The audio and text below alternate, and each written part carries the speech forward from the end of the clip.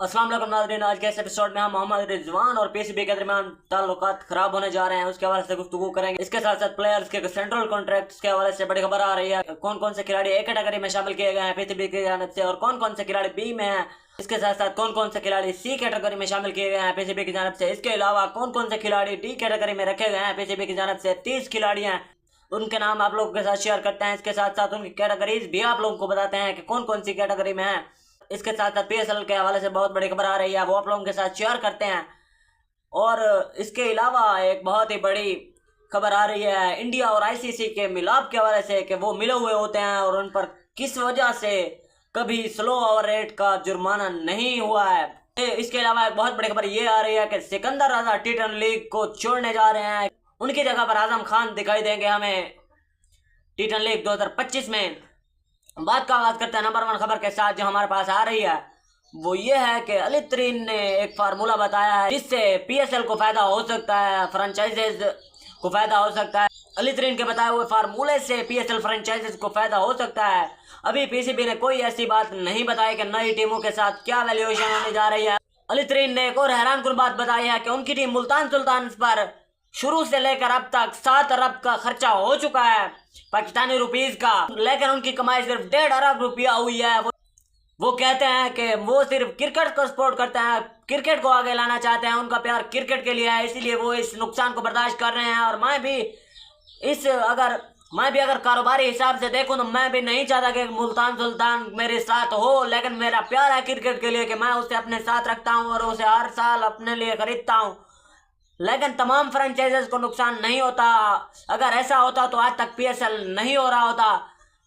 कुछ टीमों को फायदा भी होता है लेकिन मुल्तान सुल्तान को नुकसान होता है, लेकिन ये बात सच है कि मुल्तान सुल्तान नुकसान में है। इसके साथ साथ एक बहुत बड़ी खबर ये आ रही है कि पीसीबी ने तमाम खिलाड़ियों के सेंट्रल कॉन्ट्रैक्ट्स बता दिए हैं। कौन कौन से खिलाड़ी सेंट्रल कॉन्ट्रैक्ट में हैं वो आप लोगों के साथ शेयर करते हैं। लेकिन उससे पहले एक और बात है कि तमाम खिलाड़ियों ने सेंट्रल कॉन्ट्रैक्ट पर साइन कर दिए हैं सिवाय मोहम्मद रिजवान के। मोहम्मद रिजवान ने कहा है तब तक मैं ये सेंट्रल कॉन्ट्रैक्ट पर साइन नहीं करूंगा जब तक मुझे ये नहीं बताया रहा था कि मुझे क्यों टी20 की टीम से ड्रॉप किया गया है, क्या वजह बनी थी मुझे ड्रॉप करना पड़ा तुम्हें।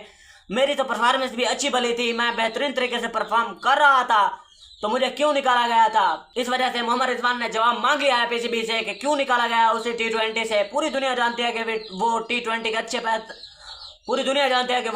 के अच्छे प्लेयर नहीं हैं और आजकल के जो टी20 क्रिकेट है वो नहीं खेल सकते, लेकिन वो खुद नहीं जानते कि वो क्या करते हैं, किस तरह क्रिकेट खेलते हैं, किस तरह वो खेल सकते हैं और किस तरीके से अगर वो खेलें तो पाकिस्तानी टीम में आ सकते हैं। और वो उस तरीके को तो फॉलो नहीं कर रहे हैं और जवाब तलब कर रहे हैं पीसीबी से कि मुझे क्यों टी20 में शामिल नहीं किया रहा था। अपने टेक्निक पर, अपने पावर हिटिंग पर कोई तवज्जो नहीं देते और सवालात कर रहे हैं पीसीबी से।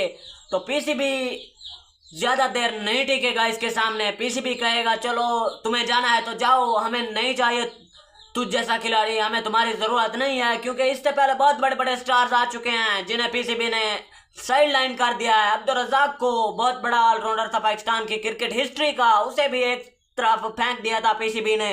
इससे पहले शाहिद अफरीदी ने एक मैच मांगा था, सिर्फ कहा था एक मैच मुझे दे दो, मैं अपने फैंस को दिखाना चाहता हूं और मैं उसमें अपना इज्जत के साथ जाना चाहता हूं, रिटायर होना चाहता हूं। तो लेकिन पाकिस्तान क्रिकेट बोर्ड ने वो मैच उसे भी नहीं दिया था। शुएब अख्तर के साथ ऐसा हुआ था। बहुत बड़े बड़े खिलाड़ी हैं जिन्हें अचानक चलते चलते साइड लाइन कर दिया जाता है और अब पीसीबी फखर जमान के साथ यही करना चाहता है जो इन सब प्लेयर्स के साथ हुआ है। तो मोहम्मद रिजवान के साथ बहुत जल्द यही हो जाएगा, क्योंकि अगर वो इस बात पर टिके रहते हैं कि वो साइन नहीं करेंगे सेंट्रल कॉन्ट्रैक्ट पर, तो पीसीबी पर तो इस बात का कोई असर नहीं पड़ता कि कोई साइन करे ना या ना करे, कोई खिलाड़ी आए या जाए, उसका इससे कोई ताल्लुक नहीं है, क्योंकि बहुत पहले स्टार्स बहुत ज्यादा तादाद में पीसीबी जाय कर चुका है। एक और जो बहुत बड़ी खबर आ रही है सिकंदर रजा के हवाले से, वो टी10 लीग 2025 से बाहर हो चुके हैं। वो टी10 लीग 2025 नहीं खेलेंगे, उसकी जगह पर आजम खान को क्वेटा कॉलरी में शामिल कर लिया गया है और मुकम्मल तौर पर वो बाहर हो गए हैं सिकंदर रजा टी10 लीग 2025 से। इसके साथ साथ तमाम खिलाड़ियों के अगर आपको सेंट्रल कॉन्ट्रैक्ट्स बताए जाएं तो कौन कौन सी कैटेगरी में कौन कौन से खिलाड़ी रखे गए हैं, तो ए कैटेगरी में कोई भी खिलाड़ी नहीं रखा गया है पीसीबी की जानिब से। कोई ऐसा खिलाड़ी उन्हें नहीं मिला के जिसे ए कैटेगरी में रखा जाए। बी कैटेगरी में अबरार अहमद है, बाबर आजम है, फखर जमान है, इसके साथ साथ हारिस रऊफ को बी कैटेगरी में रखा गया है। इनके अलावा हसन अली को बी कैटेगरी में रखा गया है। सैम अयूब को, मोहम्मद रिजवान को बी कैटेगरी में रखा गया है। सलमान अली आगा को बी कैटेगरी में रखा गया है। शादाब खान को बी कैटेगरी में रखा गया है पीसीबी की जानिब से। इसके अलावा शादाब खान, शाहीन शाह अफरीदी को भी कैटेगरी में रखा गया है। इसके अलावा अगर सी कैटेगरी की बात करें तो इसमें अब्दुल्ला शफीक हैं। इसके साथ साथ फहीम अशरफ हैं सी कैटेगरी में।